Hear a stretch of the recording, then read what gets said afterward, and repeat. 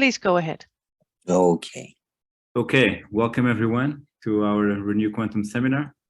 And today we're very happy to have Stavros Garoufalidis directly from China. For those of you who could not be with him last week in Switzerland, and he's going to tell us about asymptotics and descendants of the 3D index. Go ahead, Stavros. Thank you very much. Thanks for the kind invitation to speak to the seminar, a very famous seminar that I'm watching online, from China. Okay, so you can see presumably the screen, right? Okay. Yes, everything is good. Okay, you can see. So, all right. First, I want to give you just a couple of references to recent papers. One on the periods, the meromorphic 3D index and to Wright-Viro invariants, and the other one on the descendants of the 3D index. These are joint works with Campbell-Wheeler, the first one, and with Jihao one and Jiegu, the second one. Okay. So I want to tell you a little bit about the 3D index and the state integral using slightly physics language. And then I'll tell you the definition of the 3D index and some of its properties, most of which are conjectural. And then I'll talk about descendants, which is a game of algebra and the termination or rational form of Q series. And finally, I will tell you about asymptotics, which is a game of analysis. So I'll try to make clear what is a definition, what is a theorem, and what is a conjecture. And many things are conjectures. All right. So the 3D index and the state integral. By state integral, I mean an invariant defined by Jon Andersen and Rinat Koshaev that sometimes is, well, the invariant was a finite dimensional integral of products of the Fadeev quantum dialogue. And sometimes it is known as the partition function of complex Chern-Simons theory, although it is not clear why the partition function of complex Chern-Simons should, to begin with, localize to a finite dimensional integral, and second, why it should localize to an integral of products of Fadeev quantum dialogues. So in other words, the connection between the Chern-Simons action, this cubic action as we know, and the Fadeev quantum dialogue is not clear.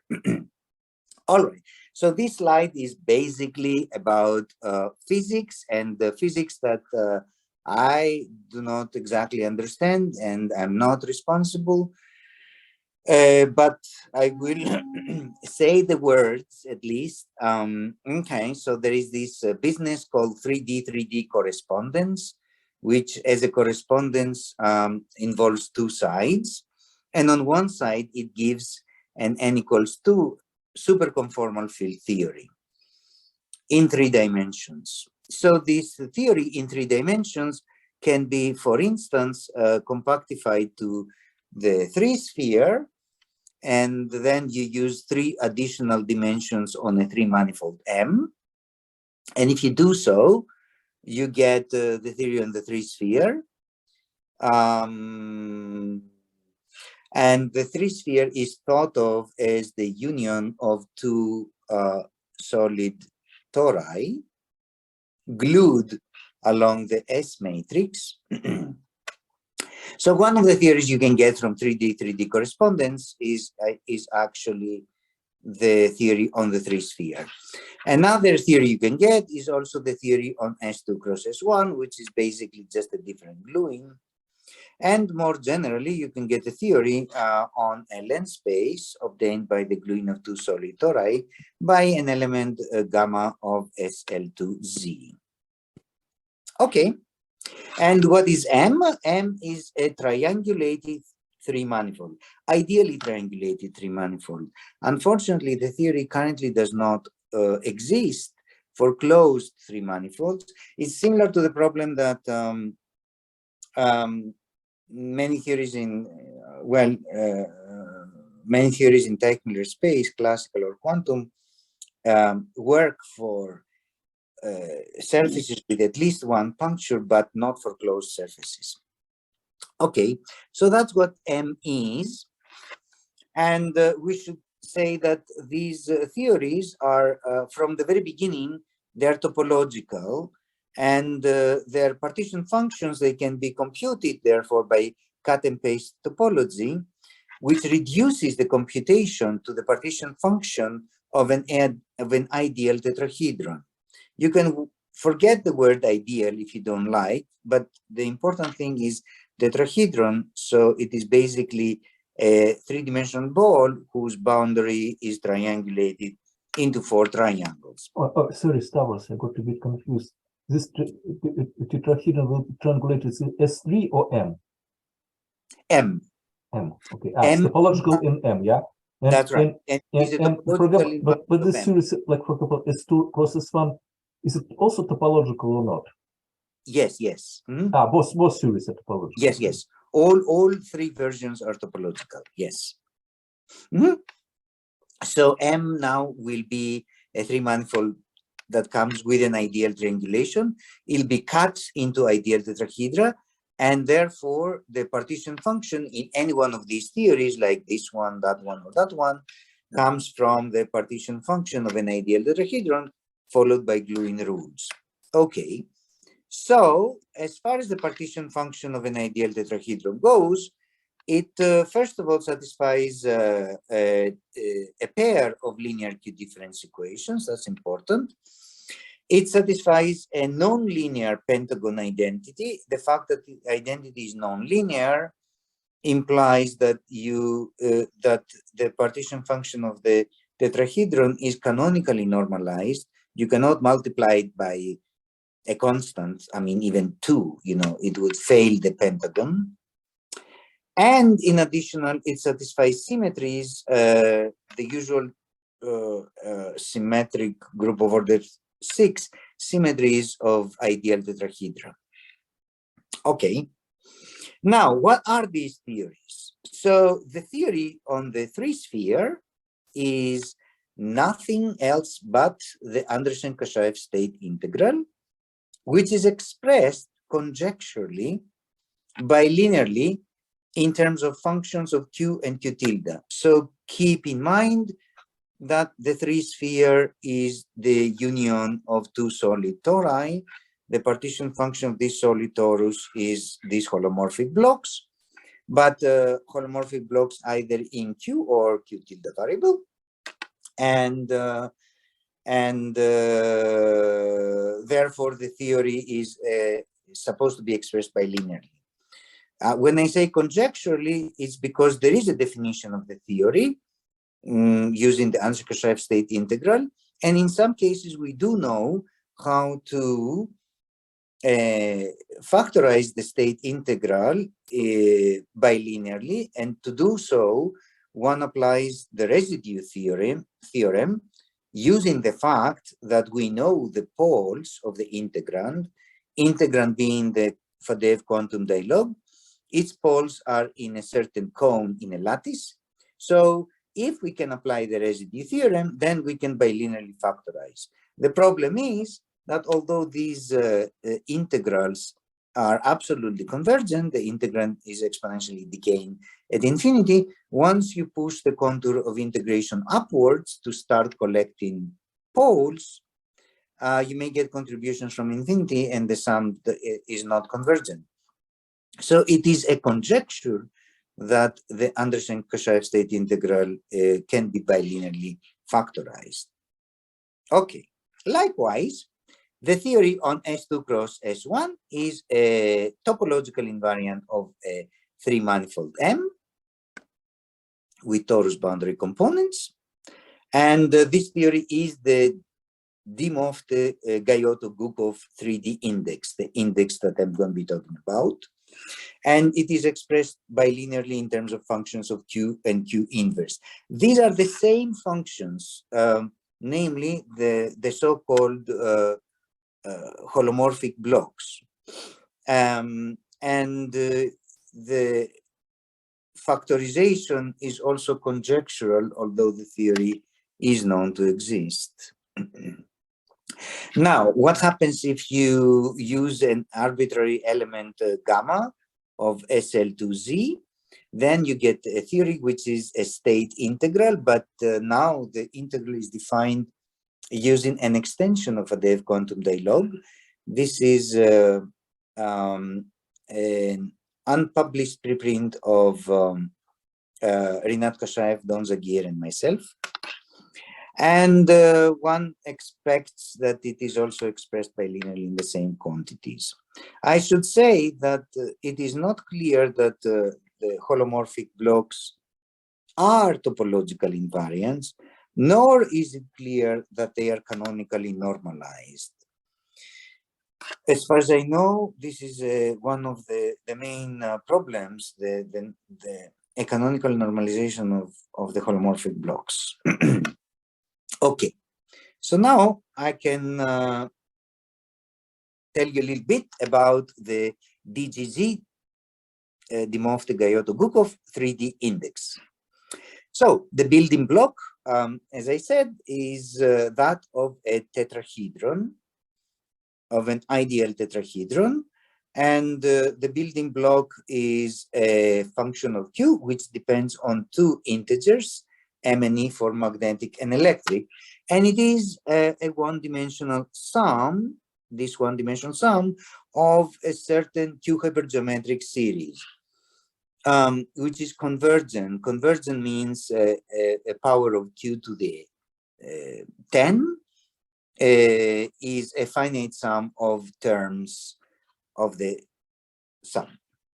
And when I say it's a formal power, well, Laurent formal power series with integer coefficients, where the reason I put here quotation marks is that in fact the coefficients are not integers, there are half integer powers of Q, except that for each value of M and E, they're well, they're either half integer or full integer, and they differ by full integer powers of Q. Okay. So, okay. And it's important to know, so this sum here, you can sum if you want from minus infinity to, to infinity, if you define the quantum n factorial to be infinite when n is negative, and doing so, it satisfies the linear recursion of the quantum n factorial to all integers.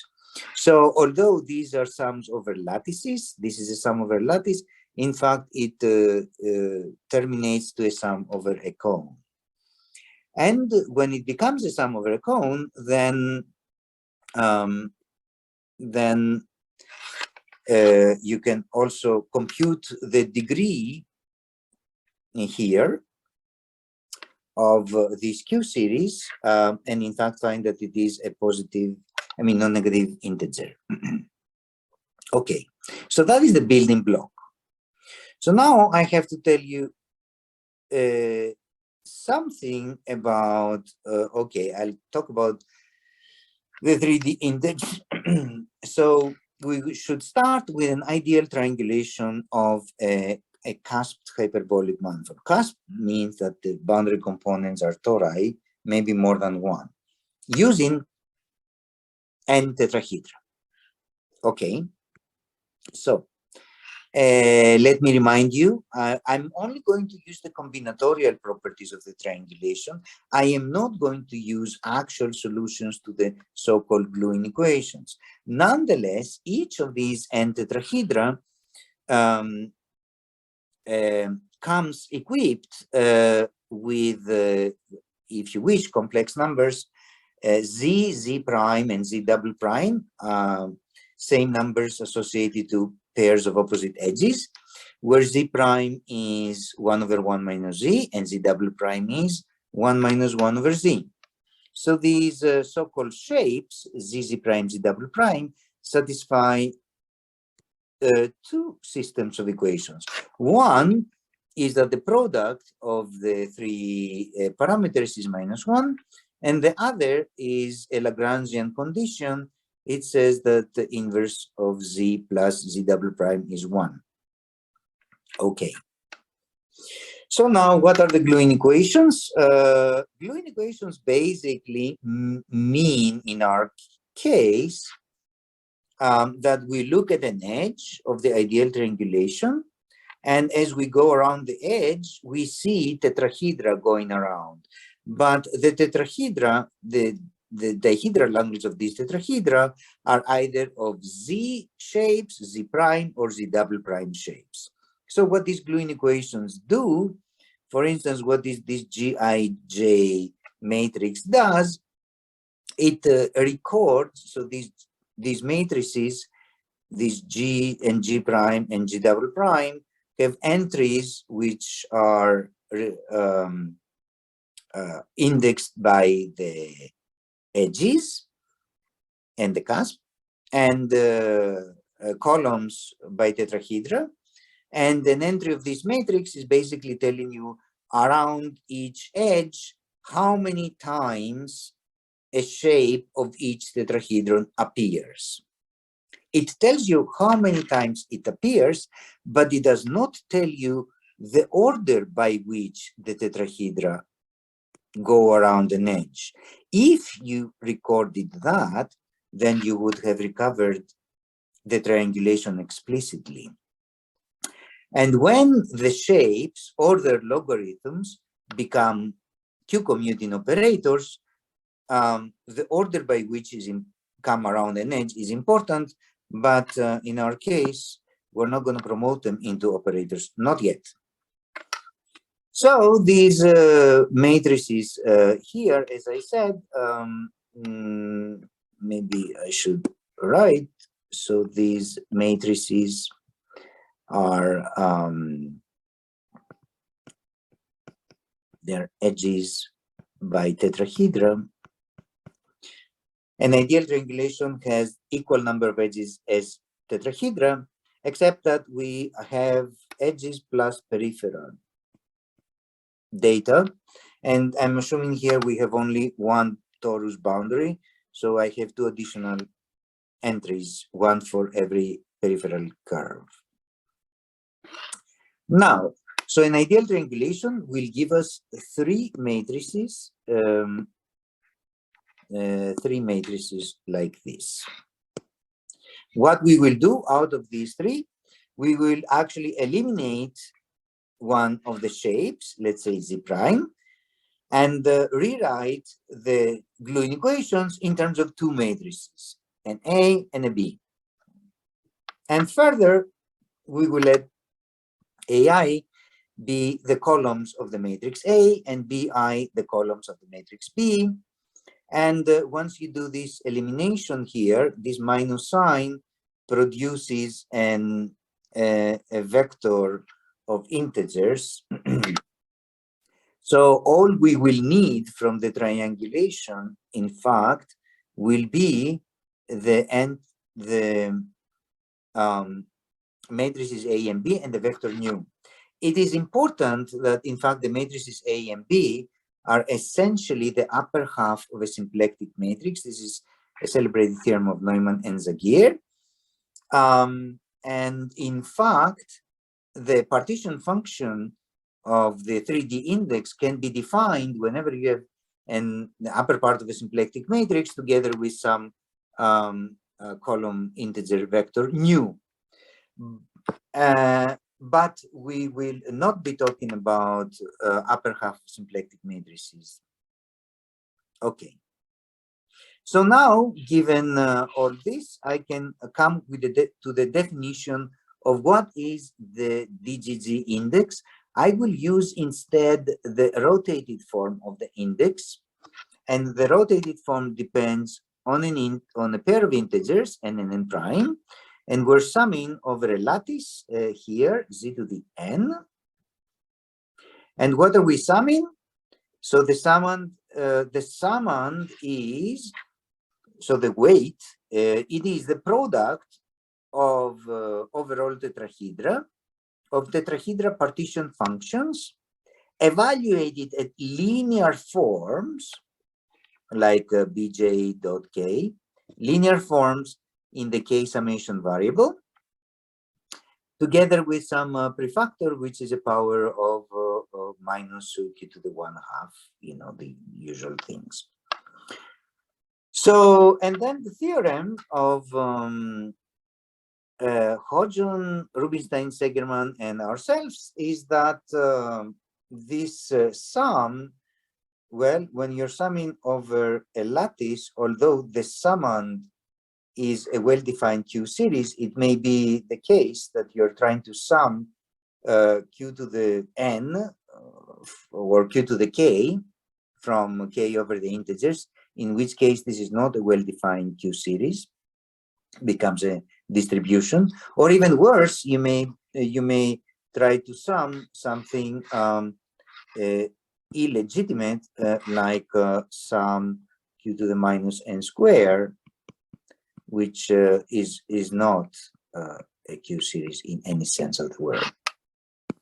Okay, so what the theorem says is that if the ideal triangulation is one efficient, then the above sum of the rotated index is a well-defined Q series, so well-defined.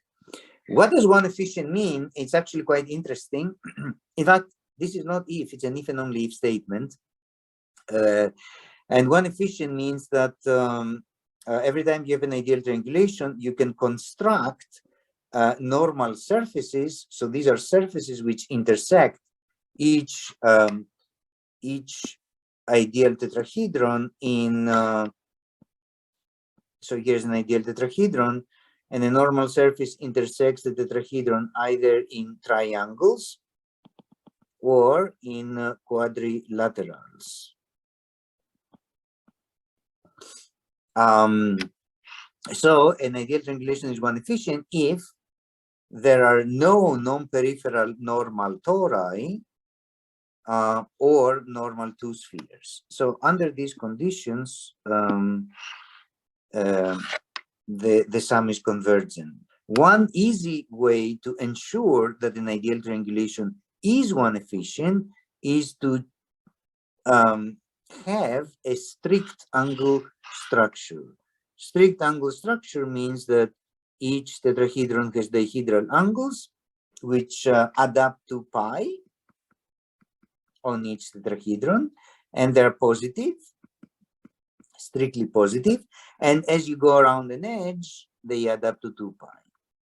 So if you have a strict angle structure, then it is one efficient, and then the index is well defined. Okay, and the second part is that it is indeed a topological invariant of cusp hyperbolic manifolds, meaning it is invariant under moves among ideal triangulations. These are the so-called Pachner moves. However, one has to be careful. The second part is not a trivial statement because although the set of ideal triangulations is connected under Pachner moves, the set of one efficient ideal triangulation is not known to be connected under Pachner moves. And one can prove that if you did Pachner moves among one efficient triangulations, the 3D index would be unchanged. So there's something to prove on part B. Okay. And as far as topological invariance goes, there is an alternative proof in a paper of Rinat Kashaev and myself called the meromorphic 3D index. So this alternative proof rewrites the 3D index as a state integral, except it is a state integral where we're integrating over a torus, and where the analog of the Fadeev quantum dialogue is a different function. In fact, it is a dialogue for the locally compact abelian self-dual locally compact abelian group Z cross S1. So that's the meromorphic 3D index. Whereas the Anderson-Kashaev invariant uses the LCA group real numbers. This is Anderson-Kashaev, and this is 3D. Okay. Stavros, maybe I can add that we do also have a version of ours which actually uses an integration over two torus. Also, yes. Yeah, and that's actually the way that we really can prove that the state integral is a true invariant. Yes. Because it requires this new formulation to actually exactly address the point you just discussed, namely that to get invariance under all possible moves. Exactly. And that needed to use the new formulation, which uses integration over torus. Right. So there is the new formulation of AK that uses R cross R, and a very similar but different invariant, the Kashaev-Luo-Vartanov, which also uses R cross R, which is conjecturally related to new AK, but not. Yeah. Okay. Indeed. So, so as far as this alternative invariant, namely the state integral invariant of the meromorphic 3D index, so of the. Sorry, just to get it absolutely right, the new AK is integration over S1 cross S1. The LCA is S1 cross S1. Sorry about that. No. Yep. Make it S1 cross S1. Yep. Okay, great. Yeah. The Zach Weil transform. All right. Yeah, just so. Okay. So the relation between the rotated index and the meromorphic one is in one instance this identity, which somehow says that in a sense the meromorphic index is a trace of the rotated index if you think that the rotated index is a matrix whose rows and columns are indexed canonically by the integers. Okay, so let me tell you now some properties of the 3D index. These properties are all conjectural, although the 3D index both exist, is a well-defined invariant, and is topological. But just from this definition, the properties are not do not follow, but they ought to. So the first one is the factorization, and the factorization says that if I combine the rotated index as a Z by Z matrix, then I can factor it into a Z by R by R, and R by Z matrix. So the Z by R is a matrix of so-called colored holomorphic blocks. Okay, the intermediate matrix B, I didn't even write it.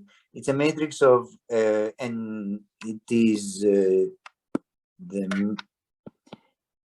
it's just invertible matrix with rational coefficients, something extremely simple.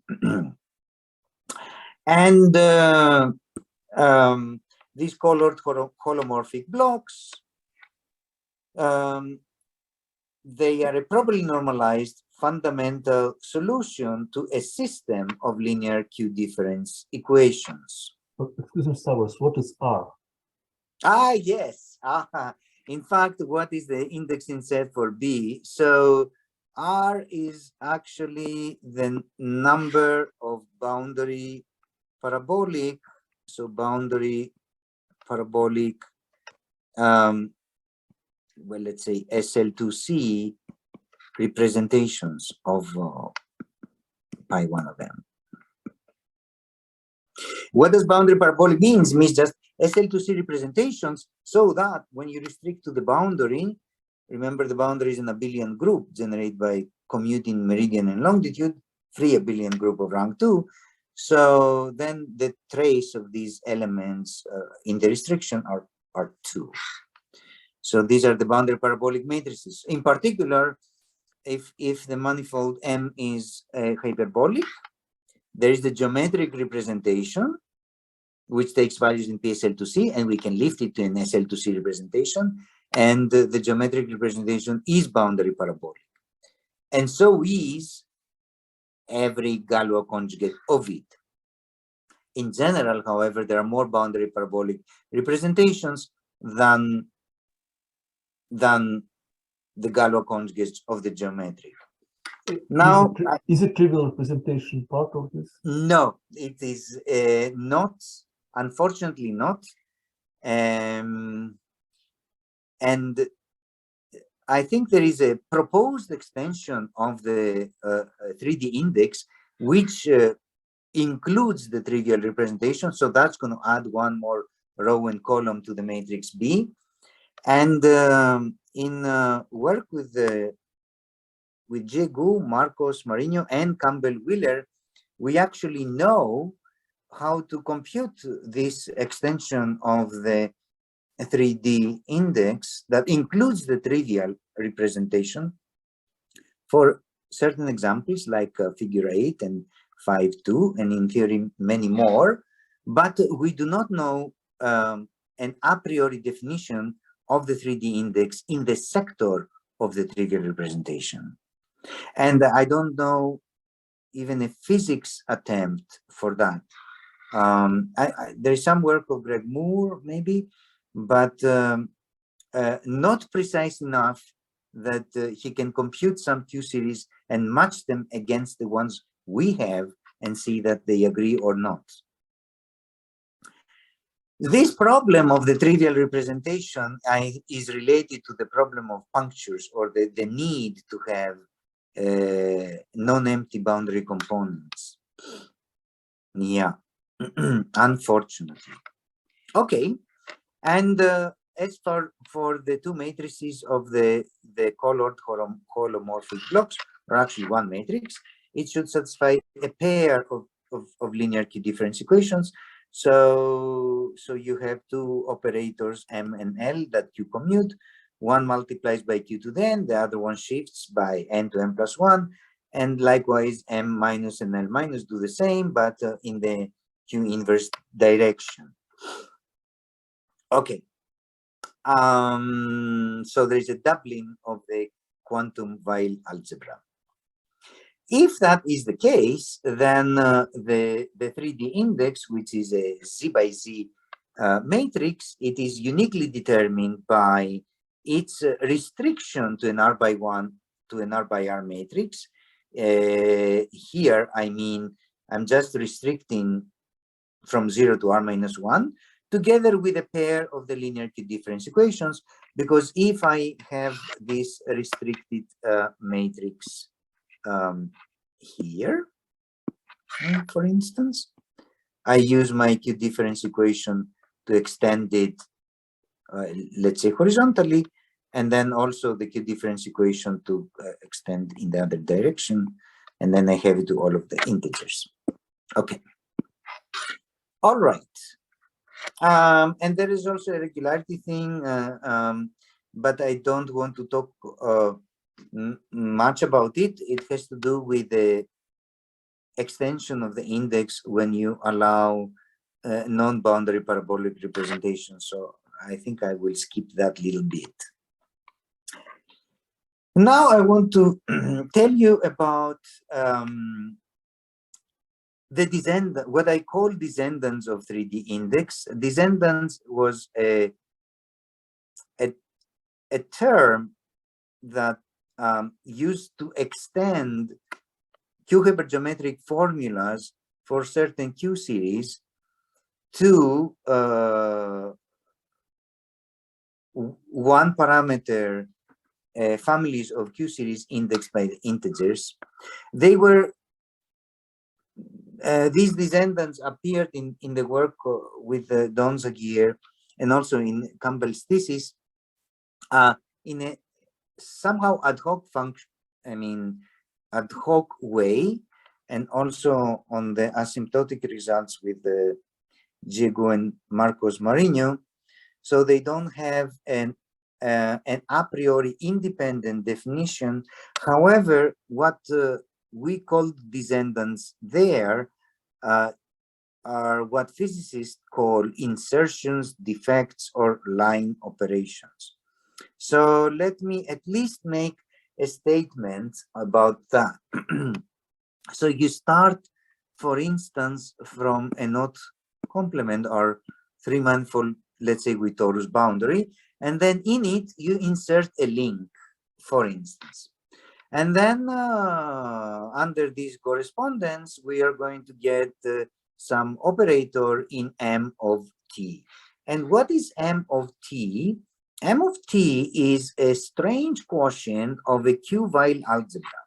The Q-Weil algebra is the Q-Weil algebra of the ideal triangulation uses the operators hat of the shapes, which Q commute as usual, and the product of them is -1. So if you want, you can always eliminate one of them, and then you have the usual Q-Weil algebra, where you can think of the hat operators as multiplication by Q to the n, and the other ones as shift. So this is a natural Q-Weil algebra that one can have every time you have a triangulation.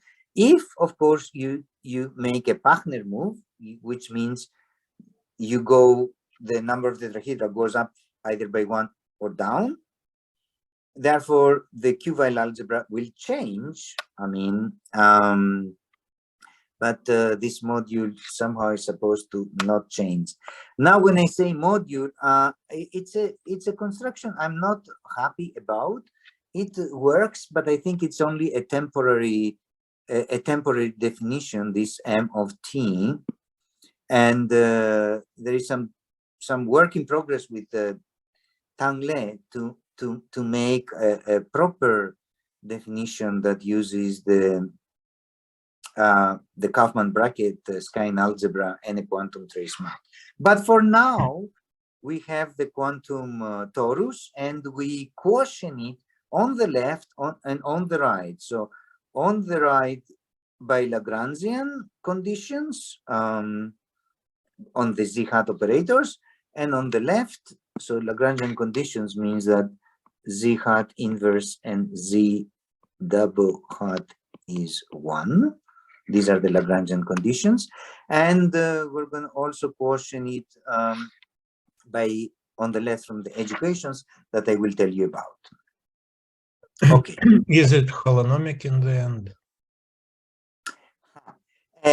Well, the problem is this M of T is not a module, is not a left or right module anymore. It's like tensor product of left holonomic and right holonomic. Yeah, is it something like this? I think it's just tensor product of left and right. At least it looks like it. Yeah. So you mean like a bimodule or just tensor product? I mean just vector space, which is tensor product over left module by algebra with right module. I see. That's what it looks like. Okay, I see. Okay. Cyclic modules. Which are no longer left nor right. Yeah, and the tensor product just vector spaces. Thank you, Maxim. So, okay. So let me tell you a little bit, because this is actually new. It's not only that descendants are new objects, but even the formula for the index with descendants is a relatively new object that appeared in some work of physics that we are trying. I should have put this down. It's Argaval and company. I don't remember all the collaborators. One is Romo, and then there is 2 Korean and 1 Chinese. So, all right. So let's say that in any case, I mean, our observable is an element of the quantum Weil algebra, so we can assume that it is a monomial like this, a monomial into Z hat and Z double prime hat. And then if you want to insert this, you have to act on the summand. And how do we act on the summand? We act on the summand by inserting, by changing the tetrahedral weight accordingly in each tetrahedron, as well as adding some quadratic, some piece to the, well, I actually didn't write even down the formula for this linear form in n and k and n prime and k. Okay, so this is, if you wish, this is the definition of the rotated inserted index, which is supposed to be what? It's supposed to be a topological invariant if this O is the image of a link L under this correspondence. So this is this famous somehow, well, at least this way, it should be some kind of quantum trace map, which replaces links by operators. So if in that case, this replacement will be a topological invariant of links inside the complements of nodes. Okay. So what are the properties? So what happens when you insert? Conjecturally, we have a factorization of this kind. So the right part remains uninserted. So the insertion somehow has one side, but the left hand side, these so the colored holomorphic blocks get inserted on one side but not on the other. Then there is a function, sorry, a matrix of rational functions as opposed to Q series, so that the inserted one from the uninserted differ by multiplication by a function of rational functions.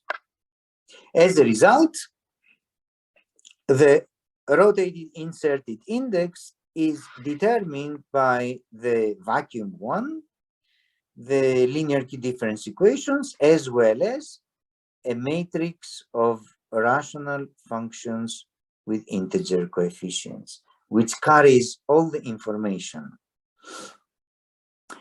Now we can make something a little bit more topological, which means that we can talk about the descendants. So the descendants are now the span over the vector space of rational functions of these Q series for all pairs of integers. This is a finite dimensional vector space because of the linear Q difference equations. And we can take the union over all insertions, and the union is just the result of the vacuum. So this corollary tells you the structure of insertions and this finiteness result. It is actually similar in a sense to how one can define homology. So if you want a functorial definition of homology, you can use singular homology. That is the easiest. But then, of course, that's not what you do in calculations. So in a sense, insertions, reduce to these rational functions. Also, another reason that one should talk about the span is because if you change the triangulation by Pachner moves, the Q-Weil algebra itself changes, so you cannot even talk about two modules being isomorphic. This module here, the tensor product, as Maxime mentioned, this tensor product here will be now over different Q-Weil algebras, so there is no relation among them. On the other hand, if you talk about the span, then there is a hope, and in fact, the conjecture says that if you talk about the span, you lose Q holonomicity. On the other hand, you gain invariance, topological invariance. Okay. And then there is a version of the sort of AJ conjecture, which means that how do these Q difference operators behave when you insert? And the answer is if you make them, if this operator for the insertion is made classical, then it is equal to the operator of the vacuum up to multiplication by a polynomial in m being the meridian. Okay. So, okay, examples. So one example is the figure 8 knot, and I'm telling you that it has an ideal triangulation using two tetrahedra, the standard one, two regular ideal tetrahedra, in fact, and there are some combinatorial matrices that one can get out of them, and you can wrap the three matrices into two like this, and then you have a formula for the rotated index. It is, of course, a double sum of products of two.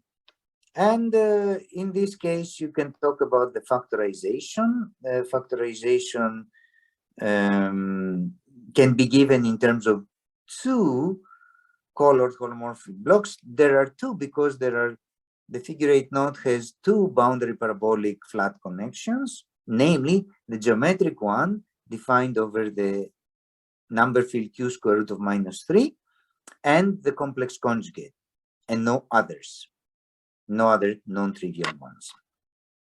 Okay. So the factorization in this case, it is explicit, as well as the linear Q difference equation, which happens to be second order. I did not write the intermediate one. I just wrote the leading and trailing coefficients. And you can compute some defect. I mean, so here is one that we tried. So we compute it by definition, the matrices without and with the insertion. And if we just look at the 2 by 2 matrices, you get some rather complicated, collection of Q series. So they start looking like this. On the other hand, if you divide one matrix by another, you find out that one of them is the other one times this intermediate one up to order q to the 121, which was the order of the calculation.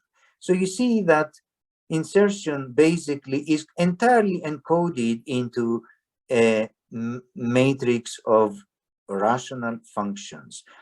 In fact, there's a little better. The denominators of these rational functions are quantum factorial, so there's cyclotomic. And this illustrates the dramatic cancellation of these formulas into some rational function. Okay, in particular, it means that if you want the index with insertion, it is the same, it's a linear combination of two indices with no insertion. And that's an exact identity among Q series. And if you wanted to look at radial asymptotics, as long as you know the asymptotics here and there, you adapt and you get asymptotics there.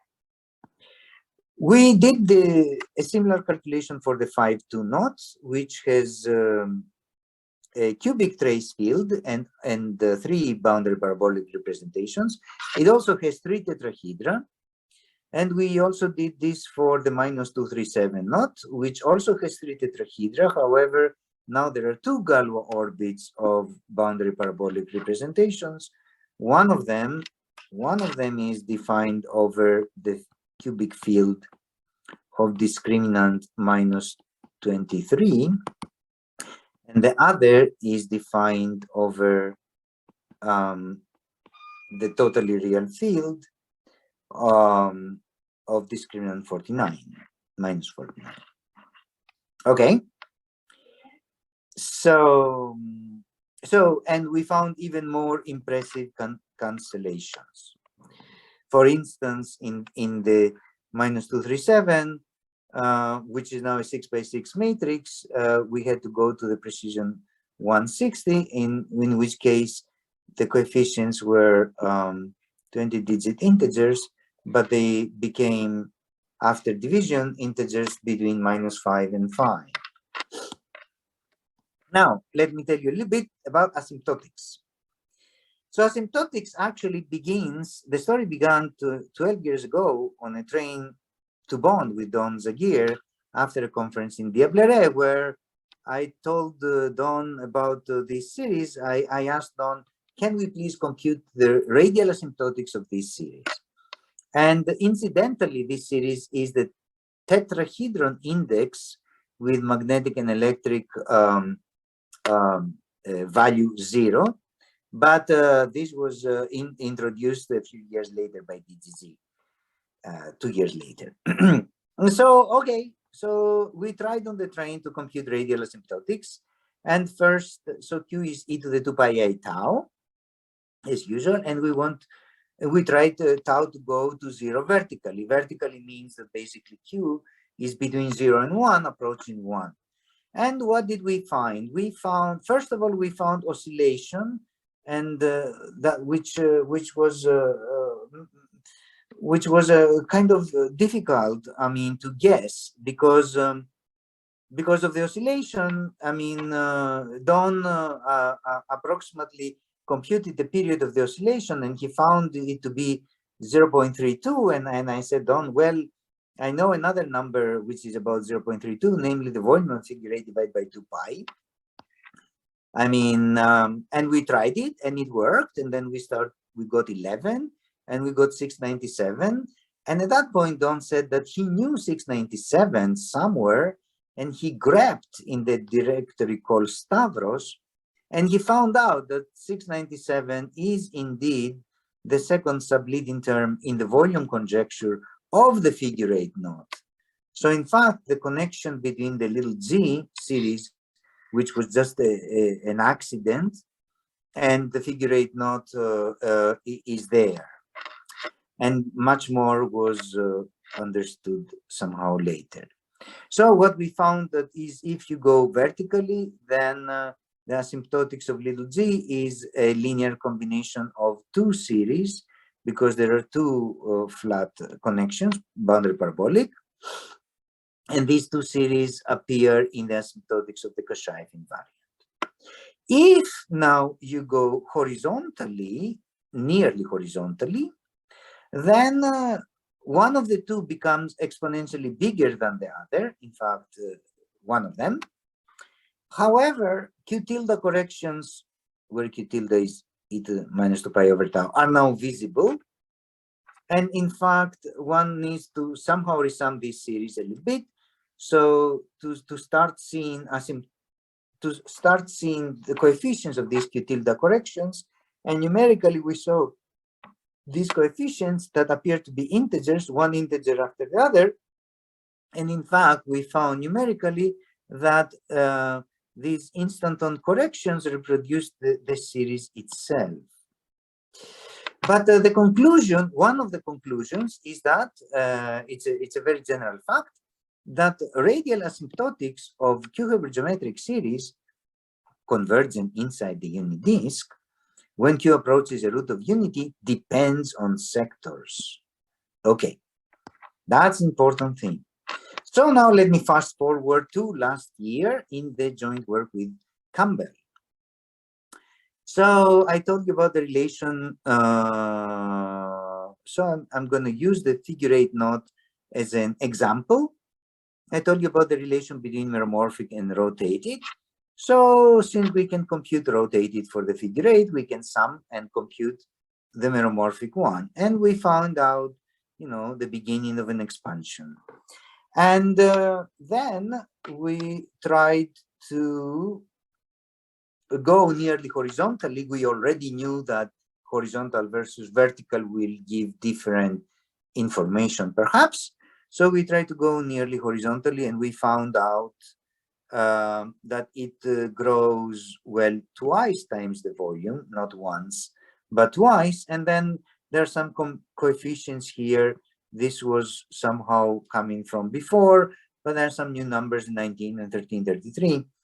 And in fact, this time I remember that 1333 appears in the asymptotics of the Turai-Viro invariant of the figure 8.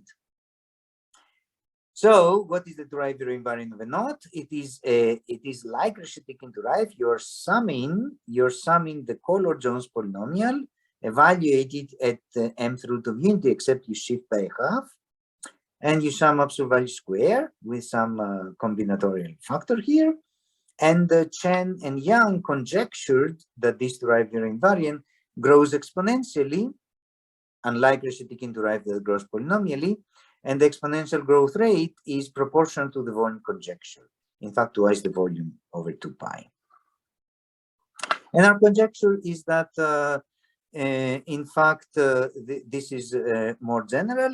So the horizontal asymptotics of the meromorphic index are given by a sum of 2 series. And the same 2 series appear in the asymptotics of the Turai-Viro, as well as in the asymptotics of the rotated index.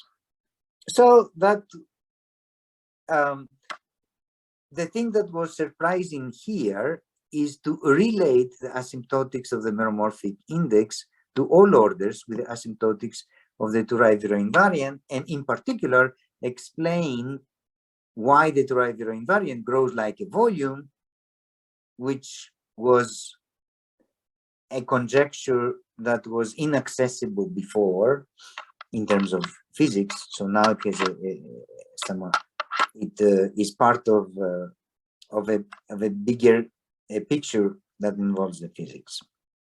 Okay, so this series, I'm not going to talk much about them. They're supposed to be Borel resummable, I mean, to be research and series. We can compute many coefficients in several examples, but their Borel resummation is not known. Now let us go to vertical asymptotics. And for vertical asymptotics, as far as the rotated index goes, we found similar results, except that now we're summing overall representations and not just the geometric and the complex conjugate of it that we did before. That's not so surprising. What was, however, surprising is that if we attempted the vertical asymptotics of the meromorphic index, and we found, much like before, this was one of the series that appeared before with the 1333, and then it's a kind of complex conjugate, replacing tau by minus tau. But after that, there was another series that began with 1 over tau, and then tau and higher order terms. This continues here. And the first constant of this series was this number right here, computed by Paris. So from previous experience, we tried to recognize it as an algebraic number, and pi, and failed, and just failed. But then Campbell, in fact, suggested to look for periods of the apolynomial curve. I'm writing for you the apolynomial curve in this case. It is an elliptic curve. And much to our surprise, we found out that this number numerically computed, it is actually an average of 2 periods, I mean of a period. And here's the answer. So no wonder why we failed to recognize this as an algebraic number in pi. So it's a period of a differential of a second kind. Likewise, the next constant was this one, about 0.1. But once we succeed once, we can succeed again, of course. And now you find the same denominator, except at a higher power, not square root, but 7/2, and a numerator which is a palindromic polynomial in e to the u. And then we did it 10 more times, and but if you do it 10 more times, since it is an elliptic curve, the remaining constants are rational linear combinations of these two, and we recognize these rational linear combinations. The denominators, by the way, are not simple, namely simple powers of 2 and 3 and 5. And then we repeated the same success for the apolynomial of the 5-2 knot, which is slightly more complicated, but also elliptic. And I want to just finish by, so just to summarize, the vertical asymptotics of the meromorphic index involves the usual horizontal asymptotics, as one has before, together, which are algebraic, times pi, together with the periods of the apolynomial curve. And that is a new phenomenon. I haven't seen periods like that appearing in asymptotics. Now, in a preprint with Rinat Kashaev, we have an interpretation of these periods that I just mentioned in terms of Mellin-Barnes integrals. And just to somehow give you something concrete, here's a formula. A Mellin-Barnes integral, you take an integral of a square of the beta function, but you have to divide by the cosine here. And on the other hand, this is a period of an elliptic curve, and this is an exact identity. And this is a theorem, however. Once you realize that this is what to be proven, the proof is not very complicated. It uses the Fourier transform, actually, of the Euler beta function, as well as a beta integral version of a quantum dialog for the real numbers. So that's all I wanted to say. Thank you very much, Stavros. I'm sure everybody is virtually clapping. Questions, comments? Stavros, yeah. Actually, I don't. So it says that you have this apolynomial curve, yeah? Yes. And the periods are something like areas of disk, this bundle on this curve, yeah? Yeah, yeah, but usually, no, I thought so all the apolynomial curves are kind of like K2 Lagrangians, and the period should be proportional to 2 pi I squared. So Yeah. Yeah, somehow it kind of contradicts the standard. Yeah, something here goes on. Yeah. You're saying that yeah, has quantized period. Well, but these are differentials of the second kind. But still, if you have this here integral, I think it's this integral form d log x times d log y, yeah? Yeah? Yes. Right? Yeah. So it should be ruled with the integral like pairing this, consider H2 of pair C, whatever C star square relative to your Yeah. integrate to form. Or maybe something surprising. Yeah. So this is a kind of mystery, given now that these are exact numbers and do not, they do not match the story that you are saying. Oh, maybe what happens, maybe this curve is self-intersecting. Oh, it is singular. Yes, then it can make, you can have new numbers. Yeah. Now, another thing that actually Dawn asked, but we just didn't do it. I mean, okay, so these are integer representations. Oh, sorry. I mean, these are an integral representation of a number, okay, but okay, these are supposed to be periods of weight 2, so somehow they should be dilogarithms of algebraic numbers, rational combinations. We haven't found them yet. You have to somehow, maybe look at turning points, and you have to make a guess. But I believe that these are rational combinations of the logarithms. Still not answering your question. On the other hand, you're a little bit closer to algebraic numbers. I mean, like before. Once Campbell finishes his thesis, that's one of the things we wanted to get back to, because there's a lot to be said. And even this elementary example of the figure 8, I mean, is a typical case. I mean, this hyperbolic knot. So I don't know how it fits exactly with this story here. But given that they are concrete numbers and the general theory, it should match, right?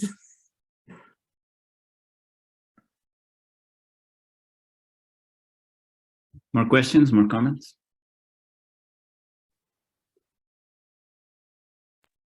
So maybe I can ask that, do you expect that all these Ks, I mean, I imagine that's an infinite series. Yes, yes. Do you expect that all of them will be somehow periods of this form? Yeah. So that the next 10. So the next 10 here are Q linear combinations of the first 2, because I mean it was a curve of genus. I mean elliptic curve. So it basically has 2 periods. I mean, if you include the periods of, I mean, differentials of second order. If it was higher genus, unfortunately, the 5-2 is also genus 1. The -237, which would be the interesting one, but -237 I think has genus 5. So you're jumping into difficult things to numerically check. Yeah, no, I was just sort of wondering, you said the next 10 coefficients are linear combinations of those 2, and do you expect that the rest are sort of involves other kinds of periods, or no. Oh, okay. I think, yeah, to answer your question, I think it means that that this thing here is basically 1 period times a series in tau, and another period times, I mean, some other series in tau, and these series have rational coefficients. Okay. Yes. Yeah.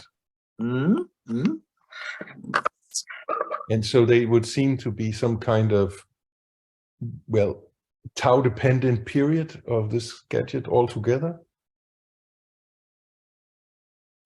Oh no, these these formal power series here, not well. These formal power series are the asymptotics of the invariant. Yeah. Or if you the correction of these series, but with these transcendental. I mean, these period coefficients would reproduce you the invariant itself. Yeah. Yeah, no, I was just thinking that there would be some kind of form that is tau dependent, or maybe formally only tau dependent, so it's a formal series, which somehow then integrates to the series. That's pretty clear from what you're saying. But are you saying that this phi and phi twiddle is the known ones above already? No. So the new series associated to this. A new series. I would very much like to know that this is kind of a repeat of the story above, but unfortunately they're new, and the reason that they're new is because their denominators here. So the denominators here are innocent of the old ones. The denominators are just the coefficient of tau to the n has basically n factorial about denominator, but the coefficient here of tau to the n has much bigger denominators and sort of similar to numerators of Bernoulli numbers, those kind. So something has been inverted.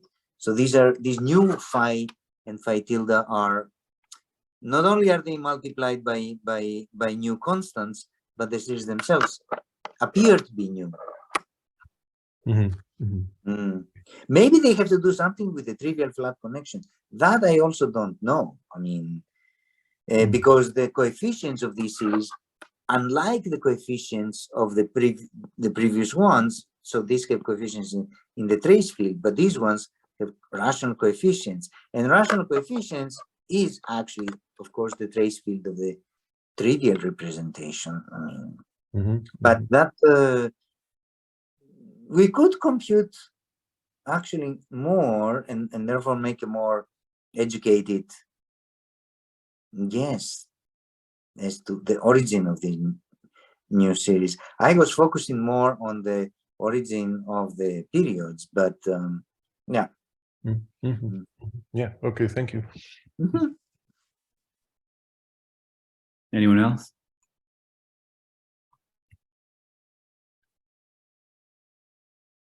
Okay, I don't see anyone else, so let's thank Stavros again, virtually. And we'll see each other all again in the next ReNewQuantum seminar. Thanks very much, Stavros. Thank you so much. Bye-bye. Bye, Stavros. Bye-bye.